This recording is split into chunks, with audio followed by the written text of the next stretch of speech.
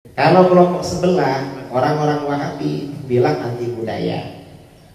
Kata mereka kembali pada Quran dan hadis, jangan ikut budaya dan tradisi.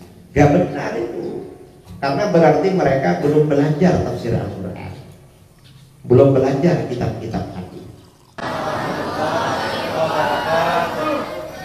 Bismillahirrahmanirrahim.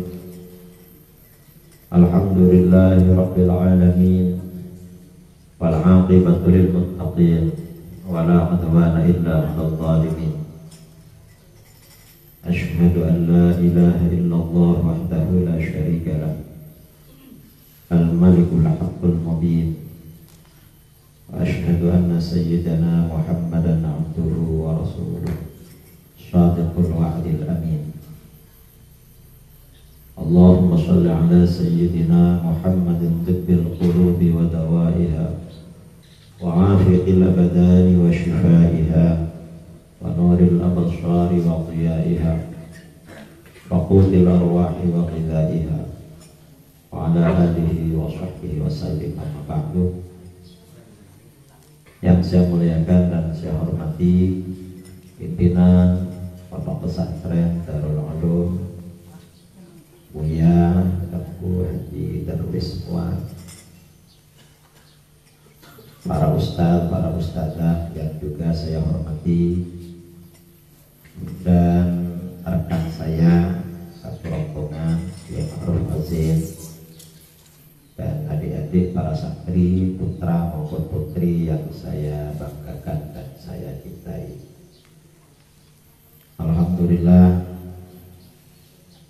dengan takdir Allah saya bisa bersilaturahmi ke Pondok Pesantren Darul Ulum ini.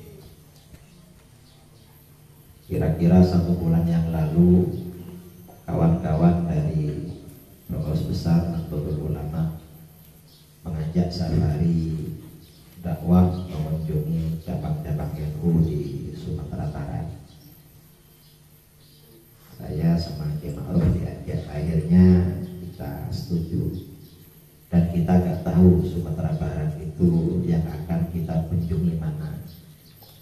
Kira-kira 1 minggu yang lalu saya menghubungi pimpinan Dayah Mudi di Biren di Aceh, karena saya sering ke Mudi. Saya tanya pada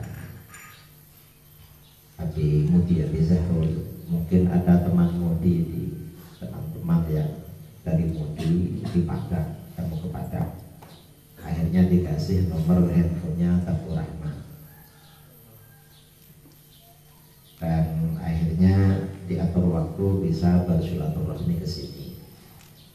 Saya kalau diajak masuk ke pondok-pondok itu senang, dan pasti datang kalau ke pondok-pondok. Mengapa? Karena saya sendiri memang murni lulusan pondok. Saya belajar di pondok itu sejak masih kecil, umur 10 tahun. Umur 10 tahun belajar di Pondok Pesantren di kampung. Ya, pondoknya ya kurang lebih seperti ini. Waktu itu santrinya yang mondok sekitar 10 orang, karena pondok kecil di kampung, selama 2 tahun.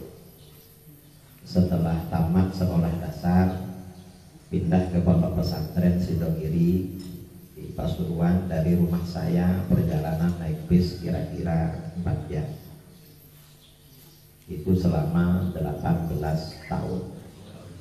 Saya ada di pondok itu 20 tahun. Baru setelah itu disuruh pulang karena disuruh menikah. Akhirnya setelah pulang dari pondok masih mondok lagi, cuma mondok di rumah mertua.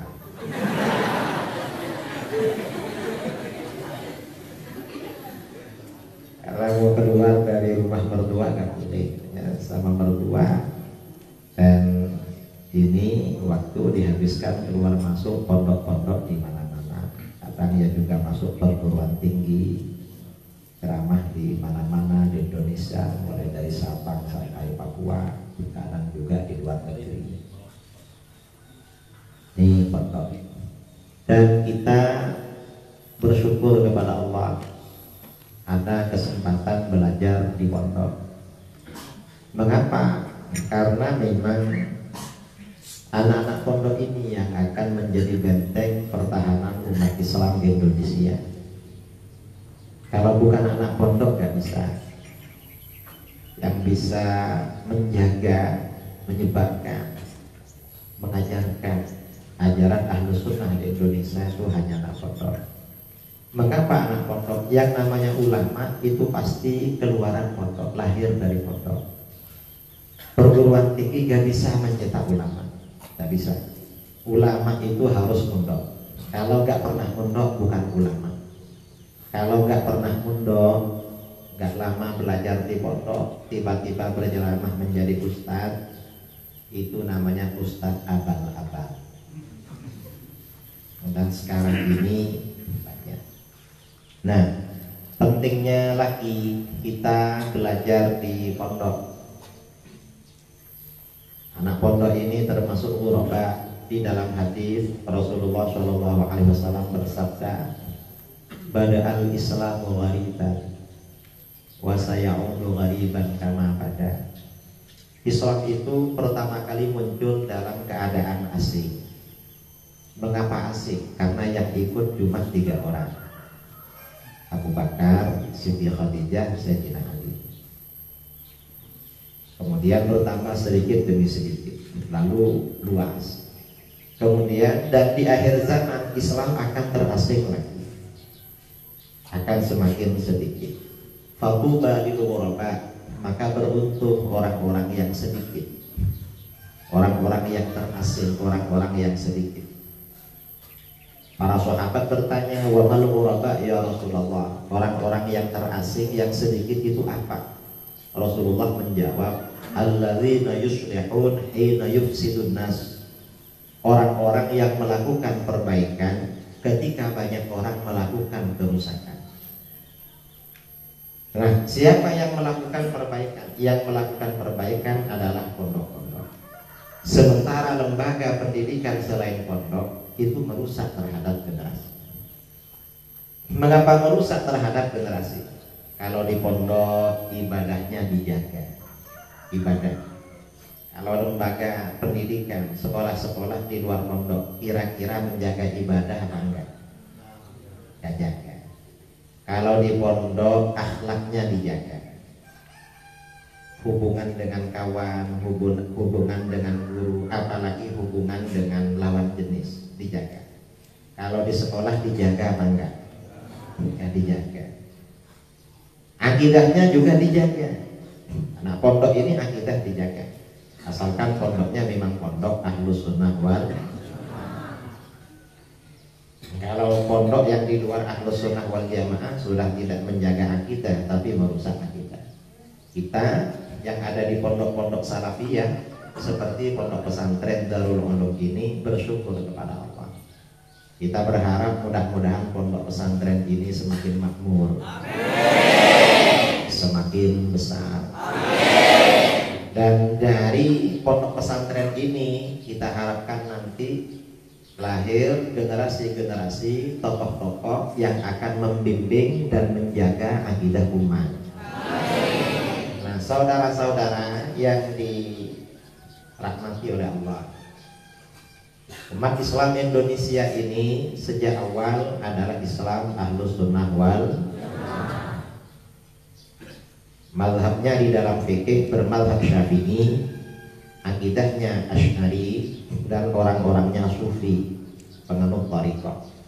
Itu sejak awal Islam disebarkan kepada bangsa Indonesia. Nah, kapan Islam itu masuk ke Indonesia? Kalau masuknya Islam kepada bangsa kita ini dulu Indonesia ini kan baru didirikan tahun 45, 17 Agustus. Sebelumnya kalau ditarik ke belakang, bangsa Indonesia ini merupakan bangsa yang satu rumpun dengan beberapa negara sekitar Indonesia, Malaysia, Brunei, Filipina, dan Thailand. Itu disebut dengan bangsa Melayu. Nah, sejak kapan Islam ini masuk kepada bangsa Melayu? Sebagian ulama dalam kitab-kitab sejarah mengatakan Islam ini masuk kepada bangsa Melayu diperkirakan pada masa Khulafaur Rasyidin, pada masa khalifah yang ketiga Sayyidina Utsman bin Affan radhiyallahu anhu. Itu sudah ada yang masuk Islam. Tapi kemudian mayoritas bangsa kita ini masuk Islam. Penyebaran Islam ini terjadi secara besar-besaran itu sekitar abad ke-6 atau ke-7 Hijriah. Generasi setelah Imam Al-Ghazali. Penyebaran Islam ke berbagai daerah di Indonesia. Nah, Islam apa yang disebarkan kepada bangsa kita? Islam, model Islam yang disebarkan kepada kita tadi kita sebutkan adalah Islam Ahlus Sunnah wal Jamaah. Bukan Islamnya Wahabi, bukan Islamnya Syiah, apalagi Islamnya HTI. Bukan. Tapi memang Islam Ahlus Sunnah wal Jamaah. Ada pertanyaan, mengapa mayoritas bangsa Indonesia ini mudah diislamkan? Bangsa kita ini proses islamisasinya lebih mudah daripada bangsa lain. Mengapa lebih mudah? Bangsa-bangsa lain di dunia seperti orang-orang Arab, orang-orang Afrika Utara, orang-orang Asia Tengah, Turki, Islam itu disebarkan kepada mereka melalui pendekatan militer, melalui peperangan. Umat Islam mengirimkan tentara kemana-mana, kerajaan-kerajaan yang ada diajak masuk Islam, kalau nggak mau diperangi. Bangsa kita ini islamisasinya tidak melalui pengiriman tentara, tidak melalui peperangan, tidak melalui penumpahan darah. Tapi bagaimana bangsa kita ini diislamkan melalui proses budaya, melalui pendekatan tradisi, melalui pendekatan adat istiadat. Bagaimana pendekatannya? Bangsa kita ini sebelum Islam datang, sebagian besar menganut agama Hindu, sebagian beragama Buddha, sebagian lagi penganut kepercayaan primitif, animisme, tidak beragama tapi percaya kepada sihir dan makhluk halus, seperti orang-orang suku anak dalam di Jambi, di Riau, di Palembang. Kalau di Kalimantan orang-orang suku Dayak, di Sulawesi juga suku-suku pedalaman. Mereka percaya pada sihir, tidak beragama. Tapi bangsa kita ini yang modelnya seperti itu, dulu punya banyak tradisi, punya banyak budaya. Mungkin karena bangsa kita ini terbawa dengan suasana lingkungan. Indonesia ini, Nusantara ini lingkungannya subur, curah hujan luar biasa, curah hujan luar biasa. Karena subur, maka tanaman-tanaman, tumbuh-tumbuhan, pepohonan tumbuh dengan subur, suasana menjadi hijau, hewan-hewan ternak gemuk-gemuk, sungai-sungai banyak ikannya, ladang pertanian produktif luar biasa. Produksi makanan bangsa kita ini banyak sekali. Karena produksi makanan banyak sekali, bangsa kita ini bawaannya suka makan, senang makan. Karena senang makan, bangsa kita ini senang bikin acara makan-makan. Ini bangsa kita. Kalau di Jawa, istrinya hamil dapat 4 bulan sedekah makan. Nanti hamil dapat 7 bulan makan lagi. Dan ini hampir merata di Nusantara. Nanti lahir dapat 40 hari selapanan makan lagi. Nanti kakeknya meninggal dunia, ngasih makan selama 7 hari. Tradisi makan-makan, apapun identik dengan makan-makan. Ini diantara tradisi bangsa kita. Nah, ketika para ulama datang berdakwah pada bangsa kita, melihat berbagai macam tradisi itu, kalau tradisi itu tidak dilarang di dalam agama, seperti tradisi makan-makan, itu dibiarkan. dilestarikan, tidak dihapus, dan dijadikan sarana pendekatan di dalam berdakwah. Tapi kalau tradisi itu tidak sesuai dengan ajaran agama, maka dihapus. Seperti persembahan kepada makhluk-makhluk halus. Bangsa kita ini dulu sering melakukan persembahan. Kalau anaknya sakit, meletakkan makanan di bawah pohon, di sungai atau di perempatan jalan itu dulu. Sekarang sudah gak ada. Oleh para ulama memang sedikit demi sedikit dihapus. Tradisi syirik. Nah, mengapa para ulama dulu ini pendekatan dakwahnya pendekatan budaya dan tradisi? Karena Islam memang tidak anti budaya, tidak anti tradisi. Ini maksudnya Islam ahlus sunnah wal jamaah. Di dalam Al-Quran Allah subhanahu wa ta'ala berfirman, khudhil afwa wa'mur bil urfi wa a'rid 'anil jahilin. Ambillah sifat pemaaf. Rasulullah diperintahkan selalu memaafkan orang. Karenanya Rasulullah gak pernah melawan, karena pemaaf memang sesuai dengan perintah Allah. Wa'mur bil urfi, dan suruhlah orang-orang melakukan uruf. Uruf ini kata para ulama maknanya tradisi yang baik. Ma ya'rifuhun nas wa yata'arafunahu fi ma bainahum. Jadi apa-apa yang dikenal oleh masyarakat dan dijadikan tradisi di antara mereka. Karena perintah Al-Quran, Rasulullah SAW diperintahkan mengajak masyarakat mengikuti tradisi. Maka di dalam berdakwah Rasulullah SAW juga melakukan pendekatan budaya, tradisi. Kita kalau belajar fikih sampai tebal-tebal ya, kitab-kitab fikih yang tebal, yang ada dalil-dalilnya, akan kita jumpai hukum-hukum Islam di mana Rasulullah SAW mengambilnya dari budaya-budaya Arab. Contohnya apa? Seperti akikah. Akikah itu asalnya budaya Arab. Orang Arab kalau istrinya melahirkan bayi laki-laki, maka nyembelih kambing 2. Tapi kalau bayinya perempuan, kambingnya 1, nyembelih kambing 1. Mengapa orang Arab lebih senang punya anak laki-laki daripada anak perempuan? Dan bukan cuma orang Arab, di mana-mana rata-rata lebih suka anak laki-laki daripada anak perempuan. Orang Arab. Setelah kambing disembelih, tradisi Arab dulu, darah kambing itu diusapkan pada kepala, pada rambut dan badan si bayi. Pada masa jahiliyah. Ketika Rasulullah SAW diutus, akikah tetap dijalankan oleh beliau. Cuma mengusapkan darah pada rambut dan badan si bayi itu tidak boleh. Mengapa? Karena itu tidak ada gunanya, dan darah itu perkara yang najis. Kalau bikin kotor tidak boleh. Sedangkan akikah tetap dijalankan. Mengapa akikah dijalankan? Akikah itu tradisi yang baik. Karenanya tetap jalan. Islam tidak melanggar, tidak anti tradisi. Akikah tetap jalan. Buktinya baik.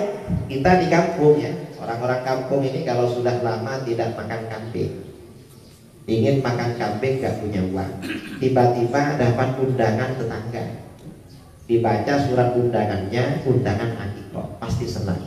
Ini kambing ini. Ya. Setelah dilihat nama bayinya laki-laki. Oh, laki-laki. Berapa kambingnya? Dibaca lagi, ternyata namanya 2, anaknya kembar, laki-laki kembar. Ini kambingnya 4. Senang. Mengapa senang? Makan kambing. Nah ini artinya apa? Islam itu tidak anti budaya, tidak anti tradisi. Ini yang disebut dengan Islam ahlus sunnah wal jamaah. Para ulama dulu menyebarkan seperti itu, pendekatan budaya, pendekatan tradisi. Karena Islam memang tidak anti budaya. Kalau kelompok sebelah, orang-orang Wahabi bilang anti budaya. Kata mereka kembali pada Quran dan hadis, jangan ikut budaya dan tradisi. Gak benar itu, karena berarti mereka belum belajar tafsir Al-Quran. belum belajar kitab-kitab hadis. Karena Al-Quran dan hadis tidak melawan budaya, menerima terhadap budaya. Proses ini yang dijalankan oleh para ulama dulu, penyebaran Islam melalui pendekatan Buddha. Ini yang disebut dengan Islam Ahlus Sunnah wal Jamaah. Kita harus mempertahankan ini. Dan ini yang akan mempertahankan ya anak-anak pondok, bukan siapa. Karena anak pondok yang menguasai dan biasanya tulus, ikhlas menyebarkan ajaran agama itu anak-anak pondok. Kalau anak-anak sekolah itu cari jabatan nanti setelah keluar, cari jabatan. Karena mereka memang sekolah cari ijazah. Kalau anak-anak pondok ya pokoknya belajar, nanti memperjuangkan ajaran agama. Nah, ini pentingnya belajar di pondok. Kemudian yang terakhir yang juga perlu saya sampaikan, adik-adik yang ada di pondok ini yang rajin belajar. Mengapa rajin belajar? Karena orang yang sukses itu biasanya orang yang rajin. Jadi selama di pondok, kalau tidak ngantuk jangan tidur. Bagaimana? Kitabnya dibaca. Jangan berhenti membaca kitab sampai kitabnya rusak. Tanda orang rajin belajar itu kitabnya biasanya kulitnya rusak. Kalau kitabnya masih baru-baru berarti jarang dibuka. Dan dijual lagi tambah mahal itu. Karena masih baru. Kitab itu dibaca terus sampai hafal. Karena ulama dulu, para ulama yang sukses itu rajin belajar.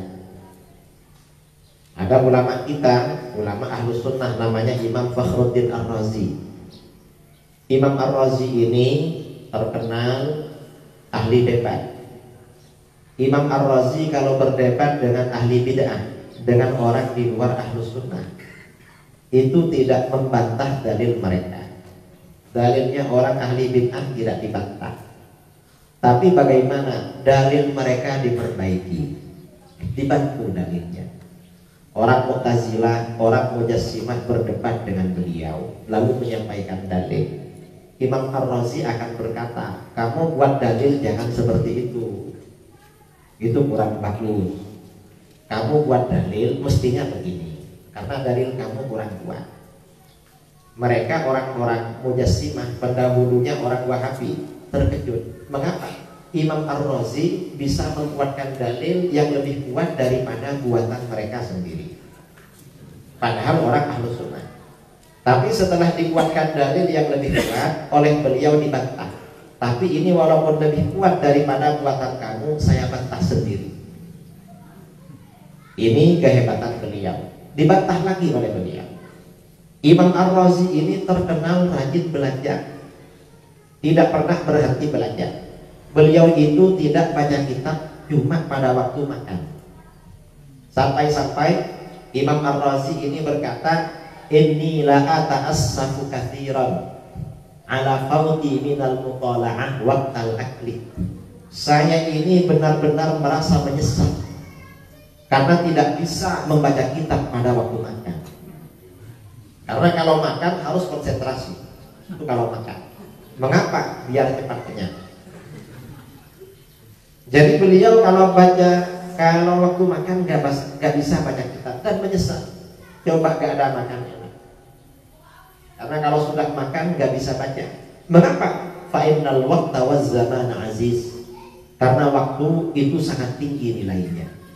Karena waktu ini sangat tinggi nilainya, maka jangan disia-siakan.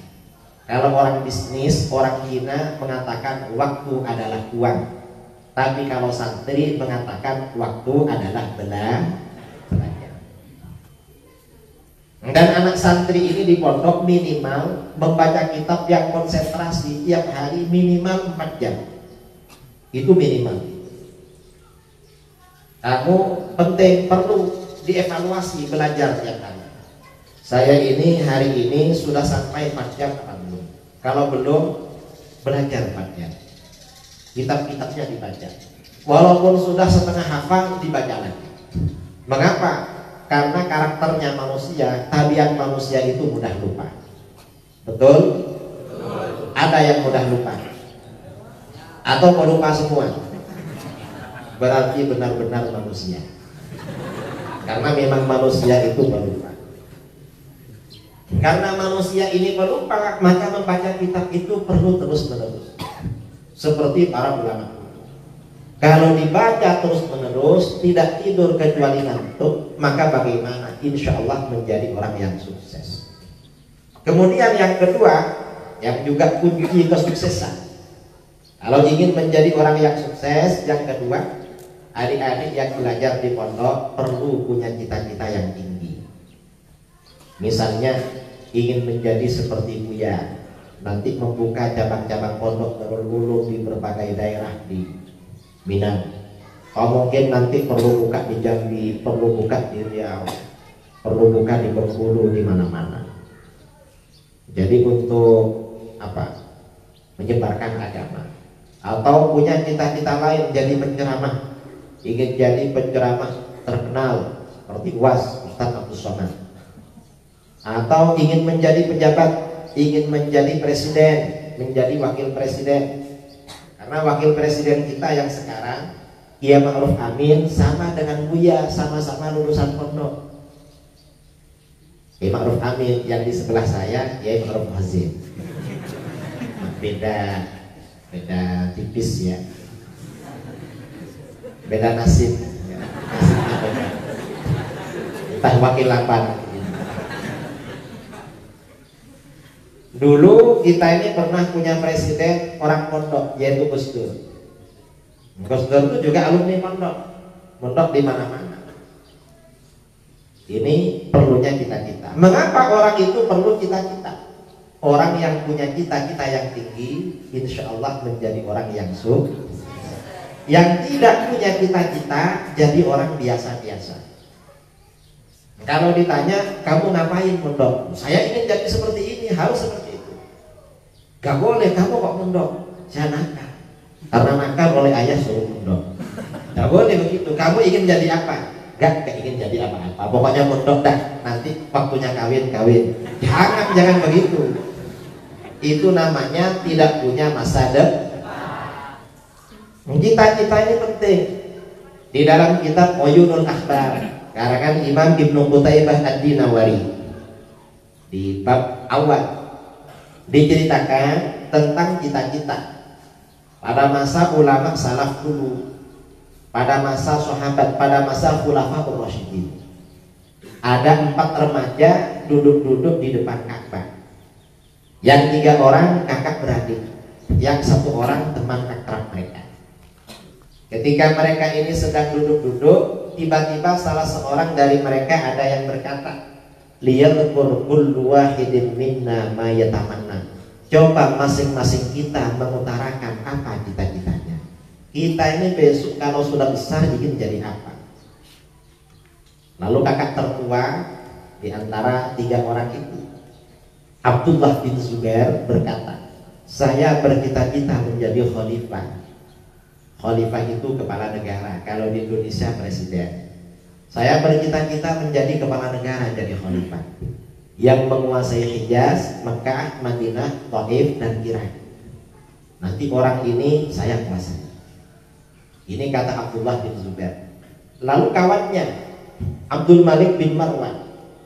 Abdul Malik bin Marwan berkata, kalau saya bercita-cita menjadi khalifah, kepala negara, menguasai seluruh negeri-negeri Islam. Seluruh negeri-negeri Islam tunduk patuh baiat pada saya. Ini kata Abdul Malik.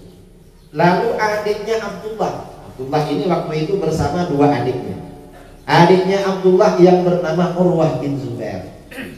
Kata Urwah, saya bercita-cita menjadi ulama besar. Para pelajar, penuntut ilmu nanti belajar pada saya. Ini kata Urwah. Lalu adiknya Abdullah yang satunya, Mus'ab bin Zubair. Kata Mus'ab, saya cita-cita ada 2. Apa? Yang pertama, saya ingin menjadi gubernur. Saya gak perlu terlalu tinggi karena 2 cita-citanya. Pertama, menjadi gubernur. Yang kedua, saya ingin berpoligami. Apa poligami? Punya istri 2, minimal 2. Ditanya oleh kawannya, siapa yang ingin kamu lamar? Yang pertama, saya ingin menikah dengan Syarifah Sukainah, putrinya Sayyidina Husain, cucu Rasulullah SAW. Saya ingin dapat. Terus satunya lagi siapa? Satunya lagi, saya ingin melamar Siti Aisyah binti Thalhah bin Ubaidillah. Aisyah ini terkenal cerdas dan cantik. Perempuan itu kalau cuma cantik saja ada peminatnya. Kalau cerdas saja ada yang suka. Tapi kalau cerdas dan cantik sepakat semua laki-laki suka. Karena selain cerdas masih cantik. Nah, waktu berjalan, ini kan cita-cita, waktu berjalan. Kalau sinetron itu biasanya 20 tahun kemudian. Ini bukan 20 tahun, ini kira-kira 40 tahun. Tahun 65 Hijriah, Khalifah Yazid bin Muawiyah meninggal dunia. Sebelum meninggal, Yazid ini berwasiat, nanti yang menjadi khalifah pengganti saya adalah anak saya, putra mahkota yang bernama Muawiyah bin Yazid. Sesuai wasiatnya. Begitu Yazid bin Muawiyah meninggal, maka anaknya Muawiyah bin Yazid langsung dibaiat, dilantik menjadi khalifah. Cuma Muawiyah bin Yazid ini tidak senang menjadi pemimpin. Begitu dilantik, Muawiyah bin Yazid langsung mengundurkan diri. Kata beliau, saya tidak sanggup menjadi khalifah. Saya ingin menjadi rakyat biasa. Karenanya jabatan saya letakkan. Saya mengundurkan diri dan berhenti. Kira-kira 2 bulan kemudian beliau meninggal dunia. Setelah Muawiyah bin Yazid meninggal dunia, umat Islam tidak punya kepala negara, tidak punya khalifah. Maka bagaimana? Abdullah bin Zubair melalui tim suksesnya tampil menjadi khalifah. Jadi khalifah.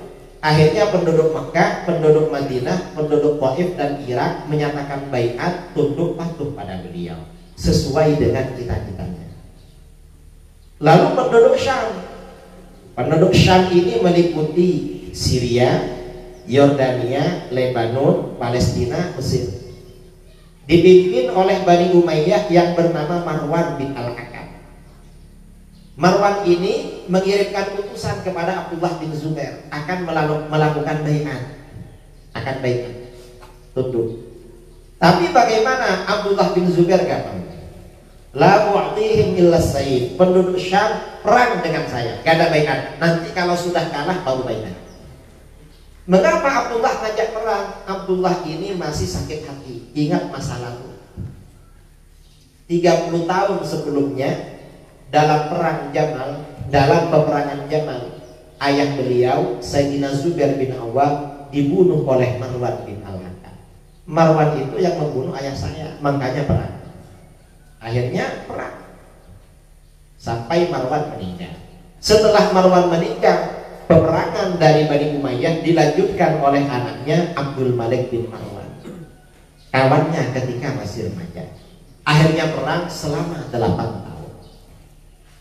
Setelah perang hampir berakhir, ya, setelah bertahun-tahun perang, suatu ketika pada suatu malam Abdullah bin Zubair ini bermimpi. Di dalam mimpinya beliau bergulat dengan Abdul Malik bin Marwan, bergulat. Dalam bertengkar, Abdullah ini menang. Abdul Malik bin Marwan dia jatuhkan ke tanah, lalu dia pancung, dia paku ke tanah kedua tangan dan kedua kaki sampai gak bisa bergerak. Setelah memancung musuhnya, dia bangun terkejut dia. Saya kok mimpi bertengkar? Padahal memang musuhnya masa-masa perang pada waktu. Akhirnya bingung, ini apa tafsiran mimpi ini? Karena bingung, beliau mengirimkan ajudannya datang ke Basrah di Irak. Mengapa? Di Irak ada seorang ulama ahli tafsir mimpi, namanya Imam Muhammad bin Sirin atau Ibnu Sirin.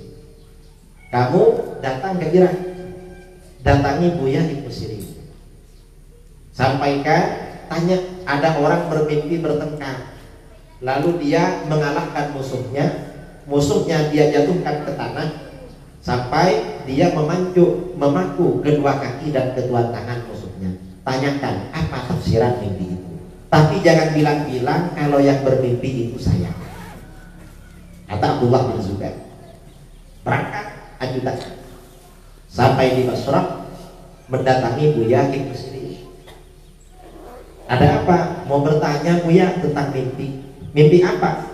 Ada orang bermimpi bertengkar, lalu musuhnya itu dia jatuhkan ke tanah, kedua tangan dan kedua kakinya dia pancung.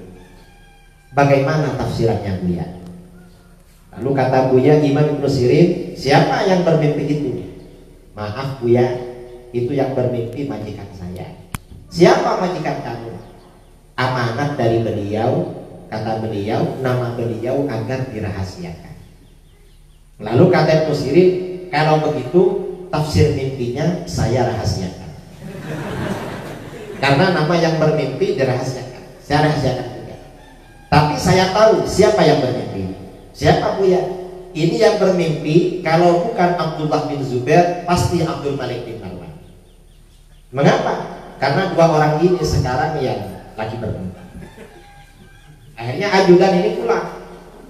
Sampai di Mekah ditanya, gimana? Kata Imam Muslim. Ya karena nama Tuhan dirahasiakan, kata beliau tafsirnya juga dirahasiakan. Ya kalau begitu berangkat lagi ke Irak, sampaikan yang bermimpi saya. Berangkatlah lagi membantu. Dulu masih naik kuda dari Mekah ke Irak. Sampai di Irak, gimana? Iya Buya, mimpi yang kemarin. Bukan kemarin kan, dulu kan perjalanan kan lama naik kuda, mungkin berminggu-minggu. Gimana? Yang bermimpi majikan saya Buya. Siapa majikan kamu? Majikan saya Abdullah bin Zubair. Lah, betul kan yang bermimpi? Gimana tafsirannya Buya? Kalau mimpinya benar seperti itu, majikan kamu akan kalah perang. Kamu akan kalah. Lah terus yang kedua tangan, kedua kakinya dipancung itu apa Buya? Abdul Malik bin Marwan akan menjadi pemenang dan menjadi khalifah. Lalu keempat anaknya juga menjadi khalifah. Karena tangan dan kaki itu anak. Akhirnya pulang ke Mekah. Sampai di Mekah disampaikan tafsir mimpinya. Begitu disampaikan, sejak saat itu tentaranya Abdullah bin Zubair semakin lemah dan akhirnya kalah. Setelah Abdullah bin Zubair meninggal dunia, apa yang terjadi? Abdul Malik bin Marwan tampil menjadi khalifah.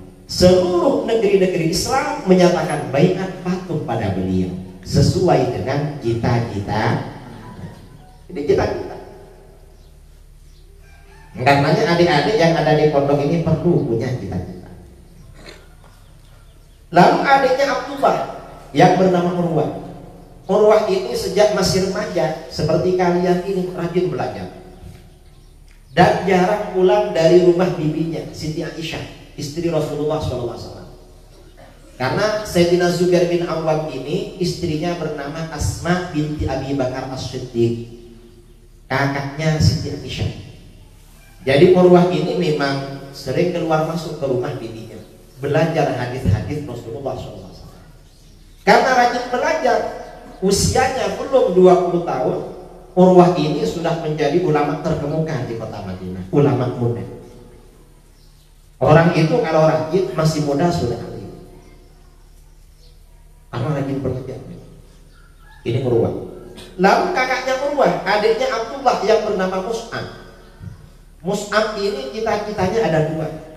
Yang pertama, beliau ingin menjadi gubernur. Begitu kakaknya Abdullah menjadi khalifah, adiknya Mus'ab dipanggil. Mus'ab, apa bang? Kamu berangkat ke Irak. Ada apa? Kamu jadi gubernur di sana. Ini SK-nya. Berangkat ke Irak jadi gubernur karena presidennya abangnya. Lalu cita-cita yang kedua, apa cita-cita satunya? Poligami. Ingin punya istri dua. Setelah waktunya menikah, Mus'ab ini ngelamar Syarifah Sukainah, putrinya Sayyidina Husain, diterima. Mengapa diterima? Karena Mus'ab ini juga keluarga bangsawan. Sayyidina Zubair bin Awwam, ya, ibunya Sayyidina Zubair ini bernama Sofiyah binti Abdul Muttalib.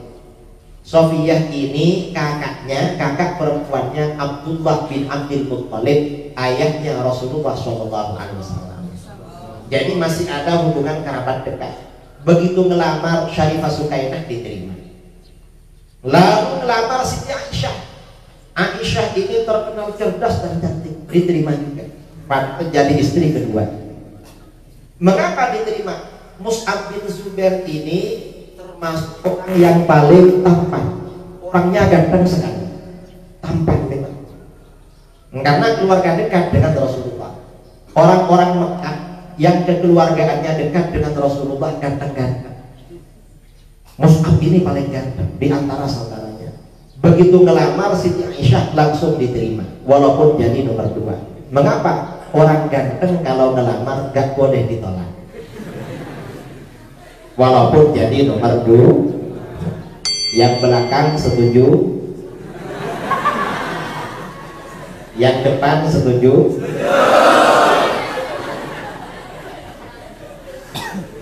Tapi yang pinter dulu. Kalau sudah pinter nanti alim, cita-citanya berhasil, insya Allah minimal istrinya 2. Seperti Kiai Ma'ruf ini, entah berapa istrinya, karena jarang pulang ke rumahnya. Tapi biasanya gak bilang-bilang. Orang kiai kalau berpoligami gak bilang-bilang. Mengapa? Ilmu itu cukup diamalkan.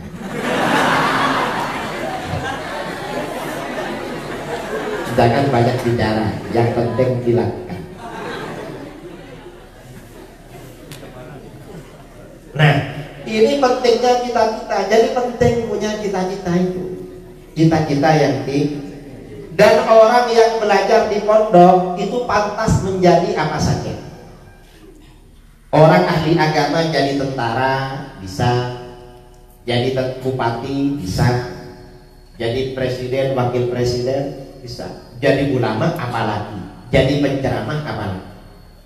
Karena memang bidangnya. Kita ini punya wakil presiden orang pondok, dulu presiden orang pondok. Karenanya adik-adik yang ada di pondok gak perlu berkecil hati. Ini cerita lagi.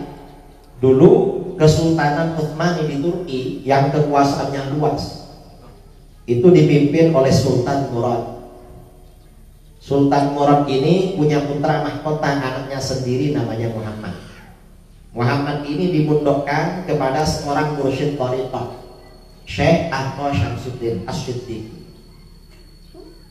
Putra mahkota ini anaknya seorang raja dulu, mestinya ahli main pedang, ahli memanah, karena akan menjadi panglima perang. Dan dulu di pondok-pondok biasanya diajarkan memanah, diajarkan main pedang, persiapan perang.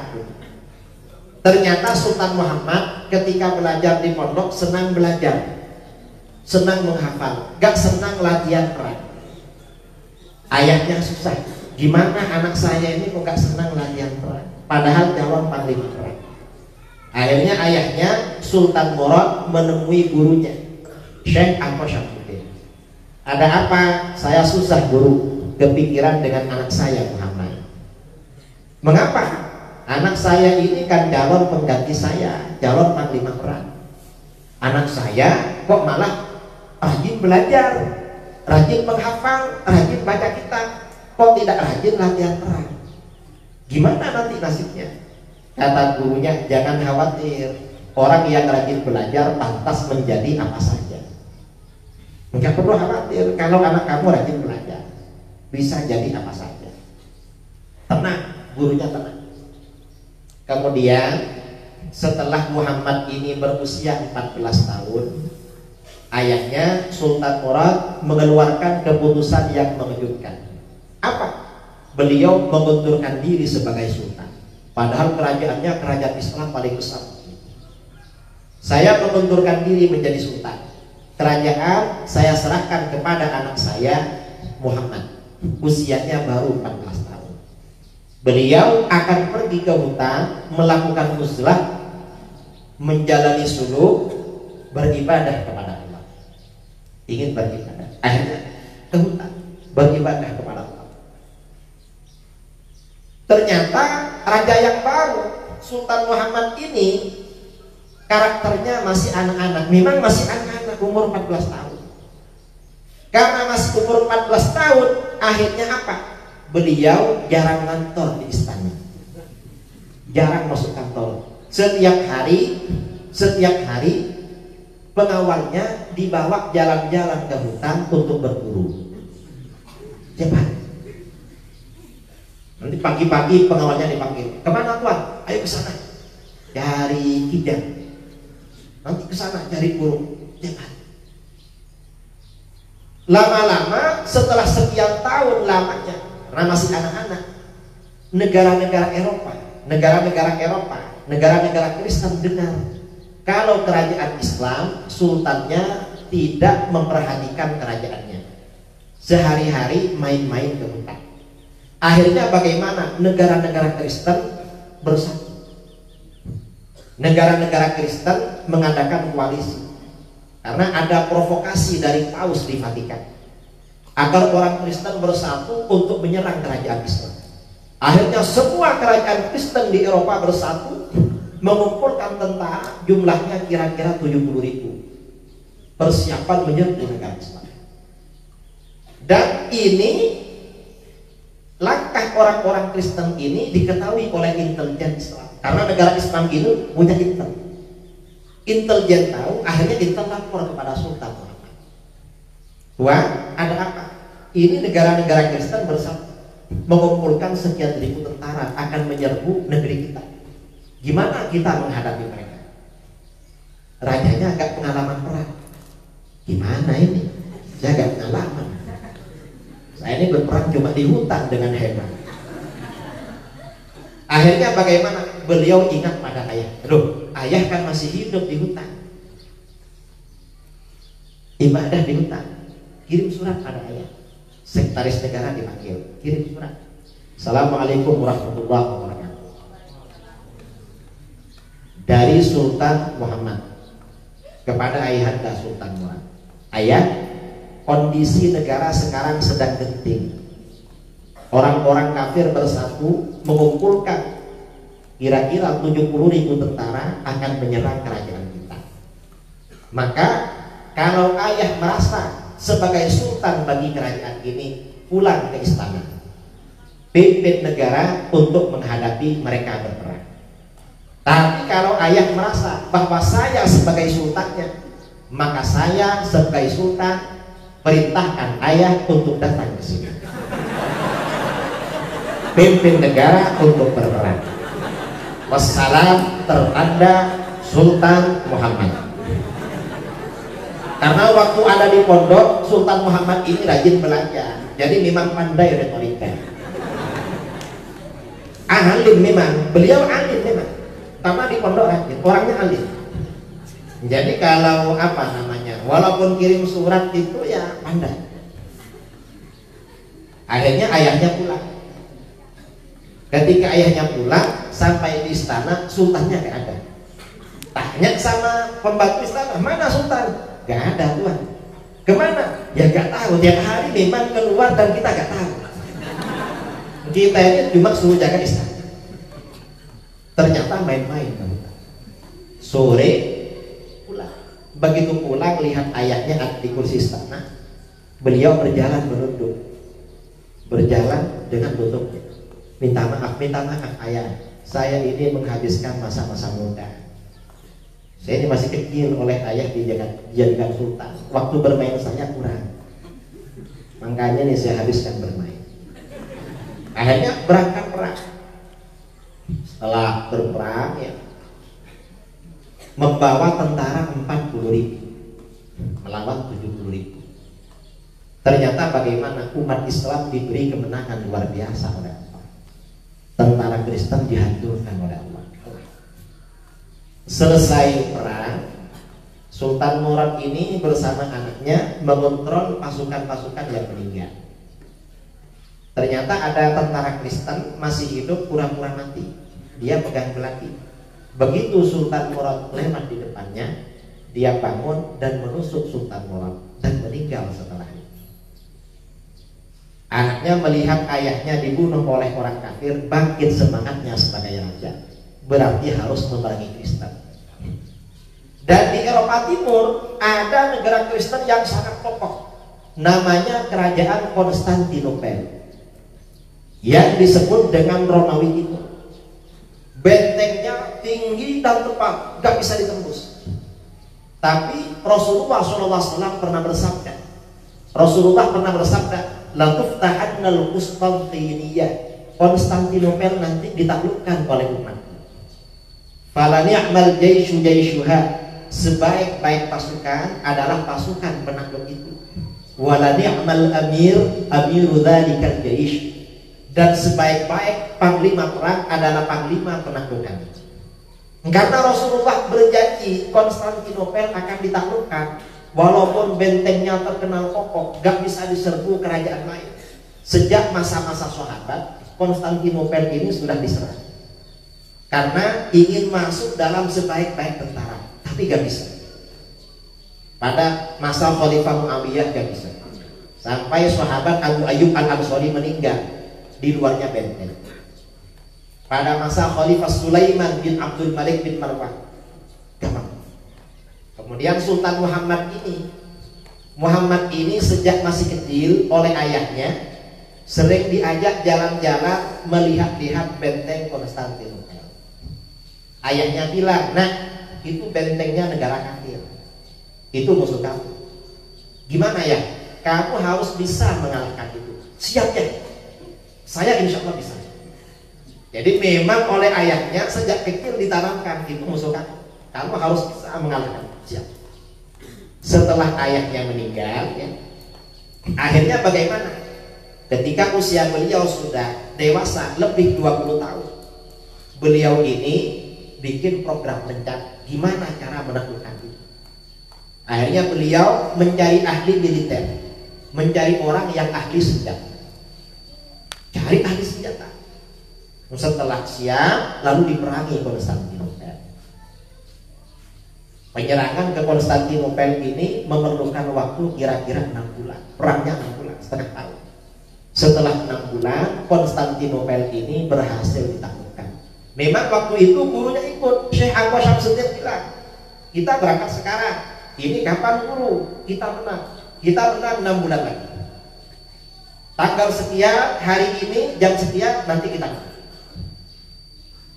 Pada hari yang disebutkan oleh gurunya, karena belum bisa ditembus, Sultan Muhammad datang. Gimana guru? Jangan khawatir, gurunya masuk dalam tenda sholat bersujud kepada Allah. Pada waktu itu, ketika di tengah-tengah itu, akhirnya Konstantinopel ditaklukkan karena ada gurunya. Nah, kalau Sultan Muhammad ini yang menaklukkan Konstantinopel, akhirnya apa? Para ulama sepakat memberi gelar beliau Muhammad Al-Fatih sesuai dengan hadis. Dan ini pasukan yang menaklukkan ini semuanya adalah Ahlus Sunnah wal. Ini termasuk dalil kebenaran ajaran Ahlus Sunnah. Karena kata Rasulullah, tentaranya sebaik-baik tentara, rajanya, panglimanya sebaik-baik panglima. Mereka akidahnya sama dengan kita. Berarti kita yang akidahnya sama dengan mereka adalah sebaik-baik golongan. Karena Konstantinopel ini sudah takluk, Konstantinopel ini simbol negara Kristen. Akhirnya bagaimana? Seluruh negara menyatakan damai kepada Sultan Muhammad. Kaisar Rusia, Raja Rusia, mengirimkan utusan dan mempersembahkan putrinya. Putrinya dihadiahkan kepada Sultan Muhammad. Bahwa mereka damai, gak akan perang, bayar seperti tiap tahun. Sebagai mukadimah ngasih anaknya. Kemudian kerajaan Armenia kirim putri juga. Kemudian Raja Georgia ngirim putri jadi hadiah. Karena sudah sukses waktu di pondok rajin belanja. Makanya ini kalau ingin banyak istrinya yang rajin belanja. Ingin satu apa lebih dari satu istrinya? Hah? Nggak berani. Kalau nggak berani berarti bukan ahlus sun, berarti wahabi. Kalau ahlus sunnah itu harus berani. Tapi ini hanya bercanda ya, karena ini nasib-nasiban. Orang itu kalau nggak bakat kawin lagi susah. Nah, dulu ini ada 2 orang berkawan. Nakal. Tiba-tiba kawannya rajin ke masjid. Ditanya sama kawannya, kamu kok sekarang rajin? Dulu kan nakal seperti saya. Saya ini rajin karena saya kawin lagi. Dan istri saya yang baru alumni pondok. Jadi sebelum subuh saya sudah suruh bangun ke masjid. Kamu kalau ingin rajin ibadah, kawin lagi. Akhirnya kawannya ini kawin lagi karena ingin rajin beribadah. Besoknya kawannya ke masjid, ternyata kawannya sudah lebih awal di masjid. Terkejut dia, loh ini kok lebih rajin dari saya. Ditanya, kamu kok lebih rajin dari saya? Iya. Kamu jam berapa ke masjid? Saya bukan jam berapa, saya bermalam di masjid. Kok bermalam di masjid? Gak berani pulang. Setelah kawin lagi malah gak berani pulang. Ini namanya tidak bakat. Jadi jangan khawatir. Mudah-mudahan bermanfaat. Amin Allahumma amin. Tidak terasa saya berceramah sudah lebih 20 menit. Wal afu minkum. Assalamualaikum warahmatullahi wabarakatuh.